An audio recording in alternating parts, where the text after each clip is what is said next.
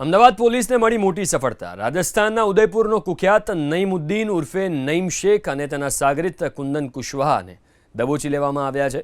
ચૂંટણીને લઈને સરખેજની હોટલમાં ચેકિંગ દરમિયાન બંનેને દબોચી લેવાયા। 20 દિવસ પહેલા ઉદયપુરમાં વર્ચસ્વની લડાઈને લઈને નઈમ અને જાવેદની ગેંગ વચ્ચે ગેંગ વોર થઈ હતી, જેમાં સાહિલ નામના યુવકની છરીના ઘા મારીને હત્યા કરી દેવાઈ હતી। રાજસ્થાન પોલીસે 6 પૈકી 4 આરોપીને દબોચી લીધા હતા, જો કે મુખ્ય સૂત્રધાર નઈમ શેખ અને કુંદન ફરાર હતા। બંનેનો ગુનાહિત ઇતિહાસ છે। તેમની સામે હત્યા, લૂંટ સહિતના 15થી વધુ ગુના નોંધાયેલા છે। પૂછપરછમાં આરોપી નઈમે કબૂલ્યું કે તે પોતાની સારવાર માટે અમદાવાદ આવ્યો હતો। ઉદયપુર શહેરમાં ગેંગ વોરમાં થયેલા મૃત્યુમાં બે આરોપી, એના જો બે મુખ્ય આરોપી છે એ સરખેજ વિસ્તારમાં ફરે છે।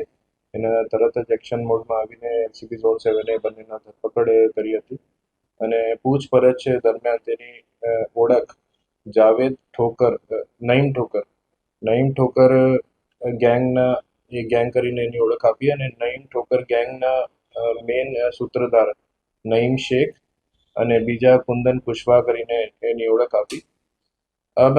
નઈમ ઉદ્દીન શેખ જો છે મેન આરોપી, એ અહીંયા 2 વર્ષ અગાઉ ઈલાજ કરાવવા માટે આવ્યા હતા અને આ સારવાર દરમિયાન એની હોસ્પિટલની આઈડેન્ટિટીની ખબર હતી અને ત્યાં કોઈ એની પહેચાન ના કરી શકે એ માટે એ આપના સારવાર કરાવવા માટે આવ્યા હતા અને તે જ દરમિયાન એલસીબી ઝોન 7 ને ખબર પડી અને તરત જ ધરપકડ થઈ ગઈ।